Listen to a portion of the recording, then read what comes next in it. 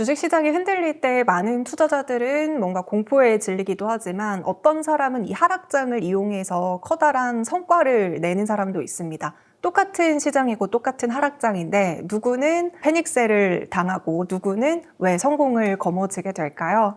제가 진짜 드리고 싶었던 질문 중에 하나가 대표님 지금 이 업계에 경력이 한 30년 이상 되신 네, 거죠? 그렇죠, 그렇죠. 정말 펀드에, 많은 예. 주식시장의 상승과 하락을 경험하셨을 아유, 테고 그럼요. 여러 가지 사건들을 경험하셨을 예, 텐데 맞아요. 3월의 폭락장은 어떻게 보셨는지 궁금합니다. 3월의 폭락장은 네. 이제 위기가 여러 번 있을 수가 있어요. 네. 이제 앞으로 투자하시는 분들도 언제든지 위기가 있습니다. 근데 제가 경험한 위기는 이제 미국에 있을 때는 이제 블랙 먼데이가 있었죠. 1987년에. 그 다음에 한국에 IMF 위기가 왔었고 또 미국에서는 또 모게지 금융위기가 왔었죠. 근데 3월 달의 위기는 좀 달랐어요. 그때는 블랙 먼데이는 약간 다르지만은 한국의 위기라든가 미국의 위기 같은 건 진짜 펀더멘털의 이슈가 있었죠. 은행들이 망하고 기업이 막 도산했어요. IMF 때는. 미국도 마찬가지고. 그러니까 그땐 공포스럽죠. 근데 이미 일어난 거잖아요. 네. 그러니까 다시 일어나려면 시간이 필요하죠. 그래서 그때 파는 사람이 제일 손해를 볼 가능성이 있죠. 그래서 여기 작업을 더 잘하는 거죠. 이미 일어났고 주식시장이 굉장히 공포에 떨 때 그때 더 살 수 있는 용기가 있어야 되거든요. 근데 어쨌든 간에 결국은 리커버 하죠. 근데 시간이 오래 걸려요. 네. 그런 경우는. 근데 3월 달에 한국 같은 경우는 그런 이슈가 아니었죠. 한국 기업들 돈도 많이 벌고 있고 또 튼튼하고 밸류에이션도 안 비싼데 외적인 건데 전쟁이 주잖아요. 맞아요. 그러면 그 전쟁 때문에 한국 기업들이 정말 얼마큼 피해를 볼까? 그건 단기적이라고 생각했고요. 그런 정치적인 이슈는 대부분 주가가 굉장히 출렁이지만 그때 대부분 그때가 좋은 투자 기회를 주기도 해요. 그래서 정치적인 이슈, 어떤 경제 외적인 이슈 때문에 떨어질 때는 조금 더 자신감을 가질 수가 있죠. 네. 빨리 다시 또 회복되는 속도가 빠를 수가 있죠. 이게 뭐 뉴스에서 보면 그런 얘기를 많이 하더라고요. 트럼프 대통령이 이제 집권하고 나서 관세 때문에 좀 비슷한 일들이 있었잖아요. 그래서 결국에는 그 이슈가 해결이 되면 다시 반등할 것이다. 전쟁도 좀 비슷한 시나리오로 지금 이어가고 있는 것 맞아요. 같아요. 그러니까 인위적으로 그런 인위적인 공포 때문에 내려가는 거는 펀더멘탈한 이슈가 아니죠. 네. 근데 이제 사람들한테 공포는 주죠. 네, 이게 저번 위기하고 이번 위기는 좀 다를 것 같다. 응? 그죠? 네. 그리고 이제 사람들은 이제 미래에 대한 불안할 때 이제 주식을 파는 경우가 있거든요. 근데 사실 알고 보면요. 매일매일 미래에 대한 불안은 있어요. 그건 항상 있는 거예요. 그러니까 주식시장에 좋은 뉴스보다는 나쁜 뉴스가 훨씬 많죠. 왜 항상 근데 부정적인 이슈에 더 크게 반응할까요? 왜냐하면 네. 실제로 우리가 살면서 새로운 어려운 일이 계속 생기거든요. 네. 그건 어쩔 수가 없는 거거든요. 아무리 좋은 기업도 갑자기 뭐 공장이 불이 난다든가 또 아니면 새로운 강자가 나타난다든가 항상 위기가 오죠. 근데 그거를 어떻게 해석하느냐가 중요하지. 그리고 나하고는 별로 관계가 없는데도 거기에 사람들이 놀라니까 나도 놀래고 한 거죠. 근데 조금 좀 길게 보는 사람한테는 또 기회가 보이기도 하는 거죠. 이게 분명히 3월에 뭐 증시가 하루에 뭐 12% 빠지고 맞아요. 이러다 예. 보니까 분명히 가지고 있던 주식을 던지신 분들도 정말 많으셨을 알죠. 거예요. 예. 근데 지금 이렇게 회복되는 걸 보면서 그때 왜 매도했을까 막 후회하시는 분들 진짜 많으시겠죠. 그렇겠죠. 그게 이제 우리가 얘기하는 마켓 타이밍이에요. 뭐 일단 팔고 보자라든가 또 막 올라가게 되면 또 따라서 사게 된다든가 그런 게 이제 타이밍을 맞추는 거죠. 그러니까 제일 하지 말아야 되니까 막 이렇게 현금 비중을 줄였다 늘렸다 하는 거예요. 그럼 아예 파란불일 때는 계좌 지우는 건 어떻게 생각하세요? 계좌를 지운다는 게 뭐예요? 그러니까 아예 어플을 지우고 안 보는 거예요. 그렇죠. 방법이 안 보는 게 좋아요. 그러냐, 그게 건강하죠. 그냥 차라리 안 보는 네, 거. 그러니까 이게 자동이체 해놓고 네. 뭐 ETF를 사건 자동이체 해놓고 뭐 한 달에 50만 원이다, 한 달에 100만 원, 뭐 70만 원. 그리고 안 보는 거예요. 안 보는 게 제일 좋아요. 대부분의 경우 우리 정보를 알아야 된다고 생각하잖아요. 맞아요. 정보 한 95% 정보는 필요 없는 정보예요. 예를 들어서 뭐 미국의 뭐 이자율이 어떻게 됐다, 뭐 인플레이션이 어떻게 됐다, 파월이 이자율을 뭐 어떻게 할 것 같다. 사실 나하고 상관이 없어요.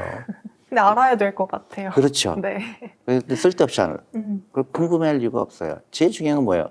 내가 투자한 기업이 돈을 못 벌 것 같은지, 돈을 잘 벌 것 같은지. 그게 중요하잖아요. 맞아요. 왜냐하면 음. 시장이 안 좋아도 혹은 전체적인 지수가 떨어져도 내 주식만 오르면 되거든요. 그럼요. 네, 그러면 그렇죠. 그 기업이 잘하고 있다는 그렇죠. 증거인 그렇죠. 거니까. 그리고 되게 신기하죠. 지금 사상 최대로 올랐잖아요. 네. 한국도 그렇고 미국도 그렇고. 지금 전쟁 끝났어요, 안 끝났어요? 안 끝났어요. 그죠? 왜 그래요? 그러니까 무슨 얘기냐면은 이 주식 시장을 맞춘다는 거는 교만이에요. 맞출 수가 없어요. 그럼 멘탈 관리가 더 중요할 것 같아요. 그렇죠. 그러니까 나는 이 주식 투자하는 거 20년 후에 찾을 건데 지금 내려가는 게 좋아요, 올라가는 게 좋아요? 내려가서 더 많이 살래요. 그럼요. 지금 내가 20년 후에 만약에 10억이 필요하다. 네, 네. 그럼 내가 지금 투자한 게 한 1,000만 원밖에 안 돼요. 앞으로 10억 돼야 되잖아요. 네. 그럼 지금 비싸게 되면 어떻게 돼요? 1,000만 원밖에 투자 안 했는데 앞으로 계속 사야 되는데 이게 올라가면 어떻게 돼요? 불안하잖아요. 그렇죠. 떨어지는 게 좋아요, 올라가는 게 좋아요? 떨어진. 그렇죠. 그럼 앞으로는 너무 이제 주가 지수가 떨어졌다고 해서 공포를 느끼기보다는 네. 이 기업이 탄탄한지를 먼저 보고 그렇죠. 이성적으로 판단. 맞아요, 맞아요. 그러니까 막 이 회사가 너무 돈을 잘 벌었는데 갑자기 20%가 날라갔어요. 그럼 보면은 와 이거 말도 안 돼. 야 이거 더 사야 되겠네 이런. 근데 그거를 안 보고 그냥 시장을, 그러니까 제일 중요한 건 시장을 보지 말고 기업을 봐라. 그렇게 얘기하고 싶어요. 네. 시장을 보는 거는 그렇게 나한테 큰 도움이 안 돼요. 그럼 저는 이것도 약간 궁금한데요. 시장이 많이 빠졌을 때 주도주도 같이 빠지고 잘 안 가는 종목들, 저평가된 종목들도 같이 빠지잖아요. 이때 주도주를 더 담는 게 주도주가 필요한. 주도주는 네. 우리 시장에서 얘기하는 거예요. 그 시장이 얘기하는 거지. 네. 나는 내가 투자하는 기업을 봐야지. 근데 기업을 보기가 어렵기도 하니까 네. ETF 사는 거고 연금저축, 반드시 연금저축 펀드부터 시작해야죠. 이것부터 진짜 저 네. 확실해야 되겠네요. 네. 주도주를 잊어라. 그럼요. 그러니까 주도주라는 게 있는 것도 웃기는 거고 또 테마주라는 것도 웃겨요. 이제 6월 되면은 또 정치 테마주 많이 올라가잖아요. 그런 거는 제일 잘못된 투자죠. 어떤 정치인이 뭐 대통령 된다고 해서 어떤 정치인이 뭐 국회의원 된다고 그래서 거기 뭐 그 테마주가 있다는 거는 그거는 정말 말도 안 되는 투자죠. 예전에 이제 대표님께서 명품이라든지 소비를 줄이고 차라리 주식을 사라 이 그럼요, 말씀을 많이 그럼요. 하셨잖아요. 그렇죠. 그럼 차라리 진짜 명품 차라리가 아니라 네. 그게 명품 사는 게 바보죠. 그쵸. 네, 명품 일 안 하잖아요. 그러니까 물건으로 얻은 행복은 진짜 오래 가지 못하고 그다음에 그때는 너무 행복했는데 그렇지. 근데 이제 조금 지나면 어떻게 돼요? 아픔으로 오죠. 카드가 갚아들죠. 할부를 내야 되니까. 네. 그리고 유행이 지나면 또 그 비싸게 준 걸 안 들게 그러니까 되더라고요. 우리가 그 부자가 되려고 하지 않고 네. 부자처럼 보이려고 하죠. 가장 나를 가난하게 만드는 게 부자처럼 보이려고 하는 거죠. 그럼 대표님 주변에 이제 그래도 부자분들 많으시잖아요. 어떤 공통적인 특징이 있어요? 진짜 부자들은요, 네. 그 사람이 찬 시계 보면요, 다 싸구려예요. 그게 이제 카시오라는 거 있죠. 옛날에 뭐 5만 원짜리. 네네. 대부분 그거예요. 그 다음에 신발 막 네. 100만 원짜리 사는 사람, 어떤 사람입니까? 다 가난한 사람이에요. 과시하려는 사람. 네, 근데 부자들은 뭐 2만 원짜리 운동화 사는 거죠. 근데 그런 데 관심이 없어야 돼요. 이제 부자처럼 보이는 거에 관심이 없어야 되죠. 그러면 어디에 관심이 있어요? 돈을 어떻게 불릴 것인지. 아니 뭐 불린다기보다도 그 관심이라는 거는 네. 그러니까 남한테 부자처럼 보이려고 할 이유가 없잖아요. 그래서 자기가 하고 싶은 거 하는 거예요. 근데 우리는 돈을 모아서 백을 사거나 돈을 모아서 비싼 차를 사거나 네. 이제 그때부터 노후 준비가 어려워지는 거죠. 그러니까 우리가 마라톤을 뛰는 거나 비슷한데 마라톤 뛸 때는 뭐예요? 우리 귀걸이도 하고 높은 구두 신고 안 하죠. 똑같아요. 나 이제 인생을 살아가야 되는데 내가 돈이 필요하잖아요. 그럼 어떻게 해야 돼요? 천천히 꾸준하게 뭐예요? 일찍 출발하는 거죠. 네. 그래서 어렸을 때부터 투자하고 남 들여다보는 거 아니죠. 내가 마라톤 뛸 때 옆에 사람 막 퍼는 거 아니잖아요. 그런 라이프 스타일이 중요해요. 결국은 라이프 스타일이에요. 천천히, 꾸준히, 조금 더 일찍. 일찍 출발해요. 아마 이제 부자가 되고 싶어 하시는 분들이 이 채널을 보시겠죠. 당연하겠죠. 예. 그냥 평범한 직장인들도 지금부터 소액으로도 투자를 꾸준히 시작하면 그럼요. 부자가 될 수 있나요? 당연하죠. 그게 복리예요. 그러니까 일찍 할수록 유리한 거예요. 그러니까 없는 돈이다. 내가 월급에 만약에 300만 원이다. 네. 30만 원은 없는 돈이에요. 그냥 투자하세요. ETF, 연금저축펀드를 통해서. ETF라고 하면 코스피 뭐 코스피도 좋고 뭐 200이라든지. S&P도 좋고 아니면 50대 50 하고 가장 영리한 게 이렇게 심플하게 투자하는 거예요. 그쵸. 근데 뭐 심플이 주도주가 베스트. 어디 있고 따라다니고 뭐 이거 샀다 팔았다 하는 거는요. 네. 이거는 혼자 쓸데없는 짓을 하는 거예요. 그건 주식 투자가 아니다. 그걸 이제 카지노 하는 거예요. 카지노 가면 한두 번 따죠. 네. 근데 매일 가면 어떻게 돼요? 다 읽고 빚까지 지게 되겠죠. 완전히 패가 망신하죠. 네, 네. 주식에 패가 망신한 사람이 그런 사람들이에요. 내가 일하는 게 아니라 기업들이 일하잖아요. 내가 노후 준비하는 게 아니라 내가 투자한 기업들이 돈을 벌어서 나한테 배당도 주고 주식 가격도 올라가기 때문에 그래서 내가 노후 준비되는 거지 내가 샀다 팔았다 해서 노후 준비되는 게 아니에요. 그럼 계좌에 한 몇 개 정도의 종목을 가지고 있는 게 내가 이제 운용하기 가장 좋을까요? 처음엔 연금저축펀드부터 하시라. 연금저축펀드부터요? 네, 그 계좌부터 해라. 네. 그거 채우기 어렵죠? 1,800만 원 채워야 네네. 되잖아요. 그러면 한 달에 얼마 넣어야 돼요? 150만 원 넣어야 돼요. 웬만한 월급 정이 힘들죠? 그렇죠. 그리고 300을 기준으로 한다면 절반 이상이니까. 그러니까요. 그것부터 해야 돼. 근데 자꾸 개별 주식 하려고 그래요. 그거는 바보예요. 세금 혜택을 안 주잖아요. 맞아요. 근데 하찮은 내가 ETF 하셔라. 연금저축펀드에. 그러면 대부분 이제 그게 이제 지루한 거예요. 이제 하나 딱 해갖고 막 10배 되는 거 빨리 찾고 싶은 거예요. 근데 그건 없어요. 그런 거는. 우리가 도박하면 안 된다고 얘기하는 거 똑같아요. 네. 그러니까 많은 사람들이 주식 투자를 도박이라고 생각하는 이유가 그렇게 착각했기 때문에 그래요. 가격을 맞추는 걸 투자라고 생각해요. 시간을 투자하는 건데 시간 제발. 진짜 워런 버핏의 이야기들이 다시금 떠오르게 그렇죠. 시간을 되네요. 투자하는 거예요. 혹시 대표님도 처음에 주식 이 시장에 입문하셨을 때 처음 업계 몸담으셨을 때 저처럼 막 주도주 찾고 이렇게 아니에요. 저도 이제 처음에 미국 직장 다닐 때는 네네. 아까 얘기했던 401K에서 그러고 이제 자산운용사에서 꾸준히 와서 트레이닝을 시켜요. 주식 투자 그렇게 하는 게 아니다. 네. 그다음에 이제 내가 펀드 매니저 하면서 펀드 매니저는 어떤 펀드를 운영하잖아요. 그거는 항상 95% 이상은 주식에 투자가 돼 있어야 돼요. 현금을 늘리면 안 돼요. 네. 그러니까 자연스럽게 항상 투자가 돼 있어야 된다. 그리고 이제 턴오버라고 그러는데 주식을 사고 파는 거를 거의 안 했죠. 나는 뭐 펀드 매니저일 때도 좋은 주식, 뭐 삼성, 뭐 포항제철 뭐 이렇게 해놓고 놀러 다니는 거예요. 스트레스를 좀 덜 받으셨겠네요. 그럼요. 내가 스트레스 받을 이유가 없죠. 회사가 일을 하지 내가 일하는 게 아니잖아요. 회사가 삼성전자 내가 투자하면 삼성전자가 일하지 왜 내가 일해요. 네. 근데 자기가 일하려고 그래요. 이거 언제 살고 언제 팔을까. 그때부터는 투자가 아니라 온 국민이 도박을 하는 거죠. 그래서 미국에서도 그래서 젊은 사람들한테 투자하게 하고 인센티브를 주고 못 팔게 한 거예요. 60세까지 못 팔게 한 거예요. 네. 그랬더니 미국의 중산층이 늘어나는 거죠. 저도 지금 제가 프리랜서여서 제가 열심히 일을 하는 구조거든요. 이게 아니라 시스템을 잘 구축을 시켜놔. 그렇죠. 이제 내가 이제 사람은 인컴이 두 개죠. 네. 하나는 액티브 인컴, 내가 일을 해서 월급을 근로소득. 받는 거. 근로소득이죠. 네네. 그거는 절대 안 되죠. 맞아요. 그러니까 무조건 지금 젊으시니까 내가 번 거에 20%는 이제 없는 돈이다. 나한테 내는 세금이다. 그리고 잊어버리는 거예요.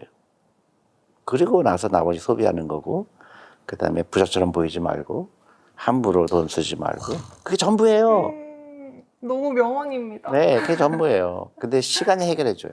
근데 내가 만약에 60세다. 그럼 어떻게 돼요? Too late. 그때는 너무 늦었다. 너무 늦었죠. 그렇죠. 빨리 시작할수록 복리가 더 쌓이는 거죠. 그렇죠. 그러니까 안타까운 거는 많은 젊은 사람들이 이 가장 쉽고 부자가 되는 비결을 몰라요. 그래서 자기가 일하려고 그래요. 그러니까 조금만 내려가도 막 좌절하고 조금 올라가면 막 좋아갖고 막 그거 그때 먹으러 다니고 네네. 오늘 내가 50만 원 벌었다. 이걸로 이제 소고기 쏘고. 소고기 쏘고 그거는 불행한 미래가 기다리고 있죠. 지금까지 내가 투자했던 게 사실은 투자가 아니라 네. 투기였다라는 네, 반성을 네, 하게 되는 네. 것 같습니다. 가능한 안 쳐다보는 게 좋아요. 그러면 조금 더 여러분들께서 노후 준비를 빠르게 시작할 수 있도록 어떻게 하면 지금부터 탄탄한 노후를 위해서 준비할 수 있는지 일단 노후가 완벽해지려면 어느 정도가 필요할까요? 보통 네. 내가 이제 60살이 됐고요. 네. 그 다음에 내가 이제 근로소득이 없다고 가정하면 아, 내가 이제 100세까지 살아야 되잖아요. 예? 그죠? 40년. 40년 더 예. 살아야 되네요. 그러면 내가 어느 정도 돈이 있을 때 원금의 손상이 없어야 되겠죠. 내가 시간이 지나면서 내 돈이 계속 줄어들게 되면 굉장히 불안하잖아요. 그쵸. 그러니까 보통 이제 미국에서 그 간단하게 계산하는 게 내 1년 생활비를 계산하는 거예요. 네. 내가 1년에 예를 들어 1억이다. 그러면 25배가 있어야 돼. 그러니까 25억이 있어야 돼. 내가 뭐 5천만 원이다. 네. 그러면 12억 5천이지. 근데 그게 굉장히 커 보이잖아요. 네, 네. 근데 그렇게 크지 않아요. 복리가 있기 때문에. 그렇게 일찍 시작하게 되면 누구나 가능하다. 빨리 시작해라. 그렇게 말씀드리고 싶어요. 근데 보통 이제 우리나라의 정서에서는 노후 준비라고 하면 아무래도 부동산을 또 빼놓고 이야기를 할 수 없잖아요. 잘못됐죠. 그래요. 음. 부동산보다는 주식 투자가 훨씬 더 좋은. 부동산은 그 어떤 현금 창출 능력이 없거든요. 그냥 건물이잖아요. 그쵸, 그쵸. 그러니까 인플레이션 정도를 따라가는 거라고 생각하시면 되죠. 그러니까 그 옛날에 경제 발전이 높을 때, 네. 그다음에 집이 부족할 때, 근데 도시화가 막 될 때, 그때는 집이 부족하죠. 근로자들이 막 지방에서 올라오고 막 그렇게 그 경제 발전이 하니까 그러니까 집이 올라갔죠. 지금은 일본의 케이스가 좋은 케이스예요. 네. 지금 이제 고령화가 되잖아요. 맞아요. 그러면 자식이 옛날엔 5명, 6명 낳았잖아요. 지금은 1명? 아니면 결혼도 안 하는 경우가 많죠. 그럼 그 집을 누가 살까요? 매수할 수 있는 사람들이 줄어든다. 없죠. 그 다음에 매수할 이유가 없어졌어요. 근데 우리는 그런 고정관념을, 그리고 부동산이라는 자체는 하나의 에세이 클래스긴 하지만 네. 집착할 필요가 없어요. 근데 우리는 집은 무조건 올라간다는 착각을 하고 살아는 거예요. 당연히 주식시장에 더 많이 들어와야 되겠죠. 그래야 새로운 기업이 나오고 창출을 하죠. 이윤을. 근데 부동산은 이윤을 창출하는 것이 아니잖아요. 내가 네. 사는 곳이. 그럼 지금 노후 준비를 하고 싶어요. 저도 아직 뭔가 노후 준비를 한 상황은 아닌데 제 나이 또래, 뭐 30대, 40대 분들이 지금부터 노후 준비를 하려면 뭐 어떤 구조를 만들어내는 게 첫 번째, 네. 라이프 스타일이에요. 라이프 스타일. 첫 번째가 뭘까요? 내가 노후 준비하고 있는지 안 하고 있는지. 소비를 좀 줄여야 되나? 그러니까 자기를 이제 그 점검해야죠. 네. 그래 이제 보통 이제 파이낸셜 피트니스란 말을 많이 써요. 네. 우리가 몸이 좀 안 좋다든가 좀 그러면 어떻게 돼요? 우리 운동하러 가죠. 헬스장에 가죠. 그렇죠. 헬스장에 가면 제일 먼저 뭐예요? 아, 그거 인바디. 인바디 하죠. 네네. 그 뭐예요? 내 상태를 아는 거죠. 그래서 내가 뭐 심장이 안 좋은지 아니면 너무 그 팻이 많은지 내가 건강 상태가 그 너무 근력이 없는지 하잖아요. 네네. 그럼 어떻게 해요? 그 다음부터 내가 굉장히 지금 문제가 있구나. 내 노후 준비 안 되겠구나. 이렇게 하다 보면 내 60세 되게 되면 큰일 나겠구나. 그죠? 네. 그럼 어떻게 해야 돼요? 지금부터 매일 가서 뭐예요? 운동하죠. 그게 노후 준비예요. 내 상태를 점검하고 부족한 부분을 이제 보완하는. 그렇죠. 예를 들어서 내가 이제 보통 그게 하는 게 뭐냐면 내 부채가 얼마인지, 내 자산이 어떻게 돼 있는지, 네. 내 월급이 어떻게 되는지, 내 월급이 나왔을 때 내가 어떻게 쓰는지. 그렇게 보면 이거 큰일 났구나. 내가 보니까 내 재산이 마이너스야. 카드값이 더 많아. 그러면 이제 빨간불이 들어온 거죠. 내가 심각하게 몸이 아픈 거죠. 그래 그걸 계산을 하면 어떻게 돼요? 카드 없앨 노력을 해야 되고 그다음에 함부로 돈 쓰지 않고 명품 안 사고 쓸데없이 돈 쓰는 거를 이제 주식에 투자하는 거죠. 그럼 만약에 부채도 있어요? 그리고 자산도 모으고 싶어요. 그러면 부채를 먼저 상환하고 자산을 모으는 루트가 좋을까요? 예를 들어서 네. 이제 부채가 어떤 거냐에 따라 다르죠. 내가 예를 들어서 뭐 주택담보대출. 그렇죠. 그런 거는 이제 이자율이 굉장히 싸잖아요. 네네. 이제 그거는 천천히 그 스케줄대로 갚아 나가고 그 다음에 이제 내가 월급을 받았을 때 제일 먼저 쓰는 게 뭔지. 사람들 대부분 제일 먼저 뭐예요? 쇼핑하러 가거나 아니면 뭐 배달 음식. 근데 그런 거 이제 끊어야 되죠. 제일 먼저 뭐예요? 10%, 20% 주식 연금저축펀드 계좌 열어서 거기에 뭐 ETF를 사는 거죠. 굉장히 간단하잖아요. 네네. 그리고 주식이 올라가고 내려가고 나하고 상관이 없어요. 나는 20년 후에 찾을 거니까. 편해요, 안 편해요? 편해요. 편하죠. 그다음에 스트레스 희망이 없을 생기죠. 것 같아요. 네. 주식이 올라가고 나오고 나는 들여다보지도 않아요. 오늘도 하이닉스 많이 올랐다 하지만 나한테 그렇게 중요하지 않아요.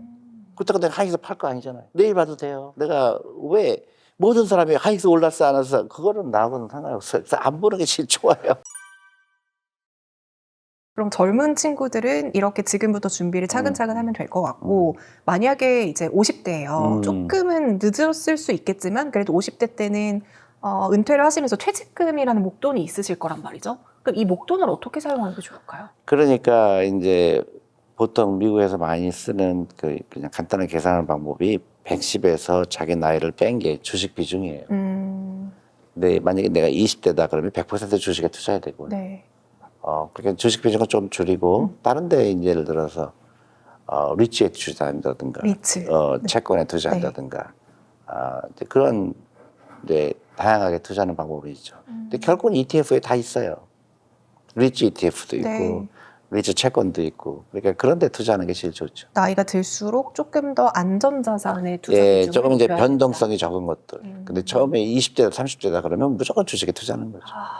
지금 영상 보시는 20대, 30대, 40대 여러분들 지금 당장부터 노후 준비하셔야 지금 안 하면 큰일 나죠. 지금 이미 많이 늦었어요. 정말요? 그럼 노후를 빈곤하게 만들 수 있는 최악의 습관은 어떤 게 있어요? 너무 많죠. 막 함부로 여행하는 사람, 막 과시하는 사람, 차도 막 비싼 거 사는 사람. 차도 없는 게 제일 좋죠. 서울에 살면서 차 필요 없잖아요. 차 없는 게 얼마나 좋아요. 맞아요. 자전거 타고 다니고. 자전거 타고 다니고. 튼튼한 두 다리가 있어요. 그러니까 그런 고정관념에서 벗어날 필요가 있죠. 꼭 차를 사야 된다든가 아니면 차를 갖고 뭐 그런 과시를 한다든가 그럴 필요가 없죠. 이게 그런 거로 투자하는 거. 참 중요한 건 결국 주식 투자도 그렇고 인생에서 가장 중요한 건 남의 시선을 너무 의식하지 않는 것부터 시작하는 것 같아요. 그렇죠. 이게 다 시선 의식하니까 하는 왜 거잖아요. 의식하게 되냐면 네. 인생의 목표가 확실하지 않아. 그래서 그래서 우리 아버지가 뭐 엄청난 부자예요. 그래서 뭐 빌딩도 넘겨주고 뭐 돈도 넘겨줘요. 그러면 다르죠. 대부분 사람 그렇지 않잖아요. 대부분 사람들 부모님이 그렇게 돈이 많지 않잖아요. 그럼 어떻게 해야 돼요? 내가 시작을 해야 되는 거고.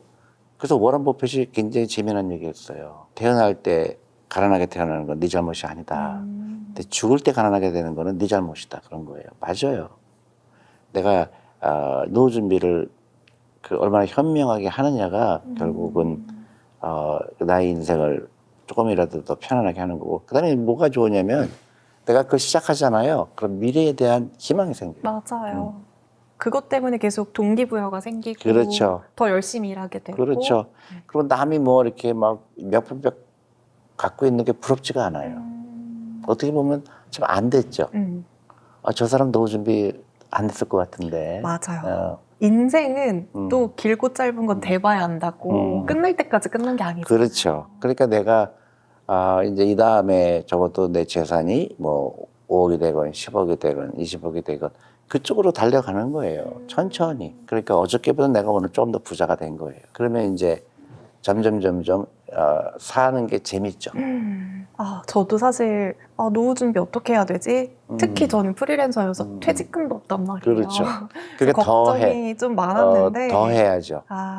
더 해야 돼. 그럼요. 네, 어떻게 해야 될지 좀 그 개념이 잡힌 것 같아요. 그럼 마지막으로 이제 노후 준비를 시작하기 좀 나는 늦은 거 아닌가 하시는 시청자분들을 위해서 한 말씀 부탁드립니다. 아니 노후 준비 늦은 사람은 하나도 없어요.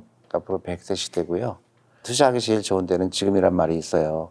그러니까 당장 계좌하시고 연금저축펀드 계좌하시고 쉽게 하세요. 코스피 200 뭐 퍼센테이지는 알아서 하시고 S&P 500 두 개만 해도 돼요.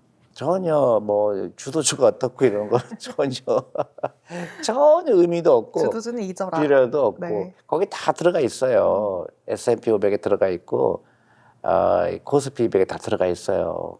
삼성전자 하잖아요. 다 거기 들어가 있어요. 그러니까 조바조바하지 말고 그다음에 투자에 대한 두려움이 없어야 되고 네. 가끔 가다가 놀래키기도 해요.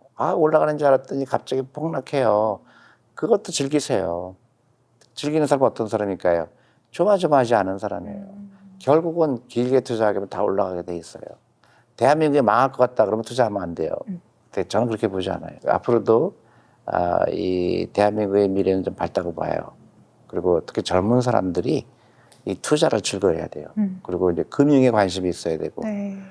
그러면 대한민국 같이 좋은 나라가 없죠. 네, 이렇게 오늘 졸리 대표님과 함께 여러 가지 이야기들을 나눠봤는데요. 결국 뭐 투자도 그렇고 노후 준비도 그렇고 핵심은 믿음과 시간과 절제인 것 같습니다.